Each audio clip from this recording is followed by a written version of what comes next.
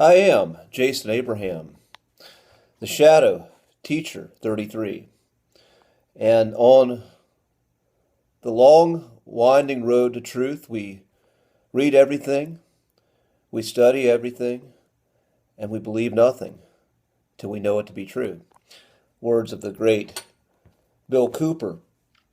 And I would say when we find a truth, when we find something worth believing in, the next step is the practice of the truth, the embodiment of it.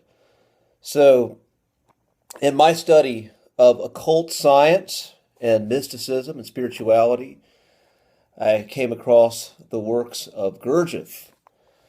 And again, this is about 12 years ago when I was first introduced to the works of George Gurdjieff by a mentor.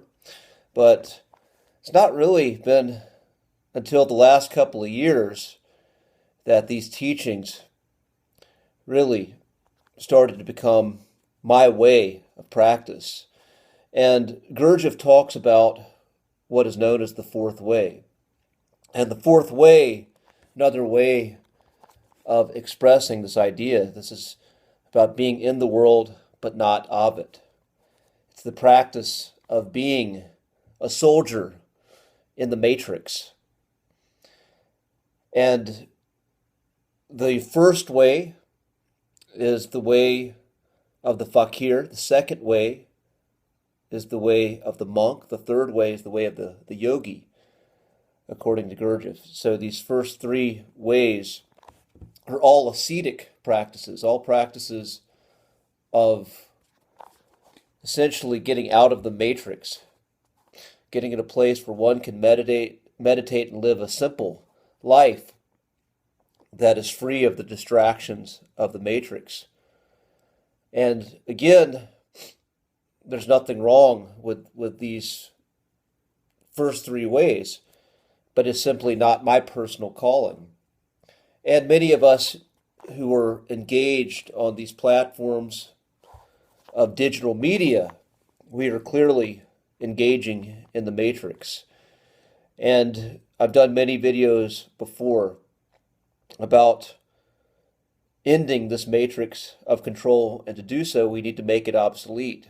We need to build new systems that simply make the current one obsolete, that draw enough attention, that draw enough energy away from this current system and build and attract more energy into these more life affirmative systems of freedom.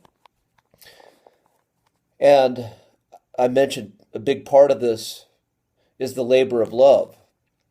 The labor of love that is a labor, but yet is a sustainable labor.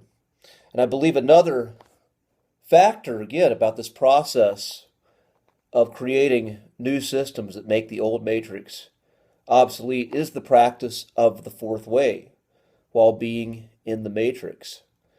So in this book I'm reading by Maurice Nicoll, which is on Gurdjieff and Ouspensky, one of the concepts is that when we reflect on our lives, there are two ways we reflect. We can reflect on the external events that happen, and we can also reflect on our own states of being, our own states of consciousness, and how those two states, sometimes you can have a state around us of complete chaos, but your personal state can be a state of peace, a state of contentment.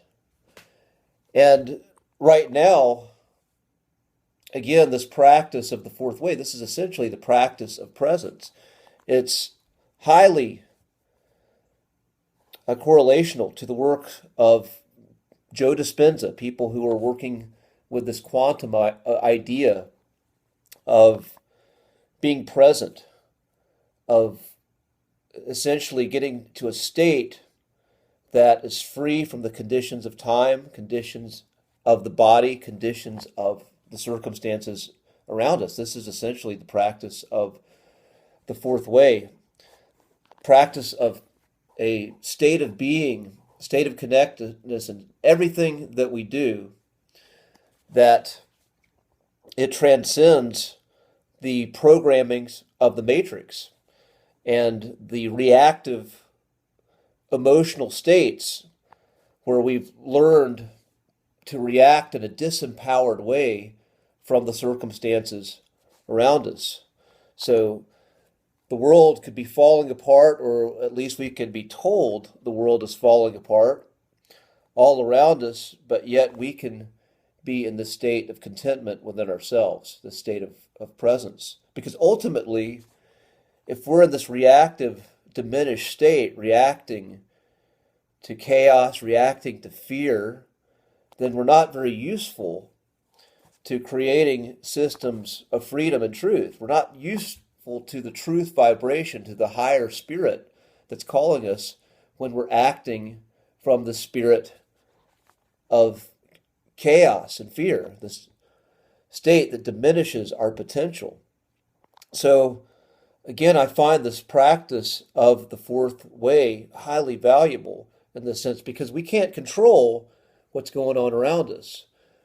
We can't control what the powers that be, those that have control over the systems of this world, if they want to crash something, if they want to bring about chaotic, catastrophic events with the intention of triggering us, with the intention of getting us to react, we can't control what they do, but we can control our state. We can control our response. And once again, this is the practice of the fourth way. And what I find, again, being a practitioner of the fourth way, when people around me who are still in that old programming freak out, I have more presence. I have more resources available to me that I can show up with and be of service, be of use in times of peril. I'm able to think from a point of creativity, a point of innovation when others are panicking. Now, again, this is a practice. I don't claim to be a master of the fourth way. I claim to be a practitioner. And again, I fall into states of chaos and fear just like everybody else. But what I've found in a practice, I find those states which at a time in my life I would be triggered by every external event around me. Now, those times are few and far between. And yet, I see the chaos around me, or at least the perception of chaos that's fed to people increasing. So, once again, when we dive into the world of conspiracy, and this is something that the great Sam Tripoli always echoes on his Tinfoil Hat podcast, he says, if you don't go into spirituality, you're not any use. And I couldn't agree more. If you're always looking at how evil the world is, what's wrong with the world, but yet you don't have a practice that helps you use your gifts in a positive way to create an alternative, then you simply become a tool of the chaos. You become an agent of chaos. And the powers that be that use chaos and fear as their food and also as their weapons count on this. So with that being said, I'm going to end this transmission. Be strong, be well, and I will see you on the other side, my friends.